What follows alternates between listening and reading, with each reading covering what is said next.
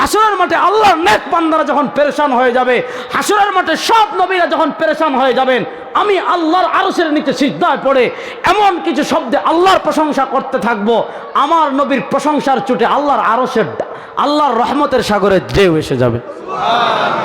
আল্লাহর রহমতের সাগরে ঢেউ আসার পর আল্লাহ কি বলবেন শুনেন। আল্লাহ বলবেন, ইয়া মুহাম্মদ ইরফা রাসাক, বলেন না সুবহানাল্লাহ। ওয়াসাল তু'তা, বলেন না সুবহানাল্লাহ। ওয়াশফা তুশাফা, বলেন না সুবহানাল্লাহ। আল্লাহ বলবেন, ইয়া মুহাম্মদ ও মুহাম্মদ ইরফা রাসাক, আজকে আপনি কেন কান্না করছেন? আজকে তো আপনার কান্না করার দিন না। আজকে যে আপনি আমার হাবিব, আমার বন্ধু, আজকে যে আপনি শ্রেষ্ঠ নবী, এটা প্রতিদানের দিন। ইয়া মুহাম্মদ ইরফা রাসাক, ও মুহাম্মদ সাল্লাল্লাহু আলাইহি ওয়াসাল্লাম, আপনি মাথা তুলুন। সাল তু'তা, আপনি চান, আপনি যা চাইবেন তা দান করব। আপনি দুনিয়াতে চান নাই, আখিরাতের জন্য রেখে দিয়েছেন। সাল তু'তা, আপনি চান, আপনি যা চাইবেন তা দান করব।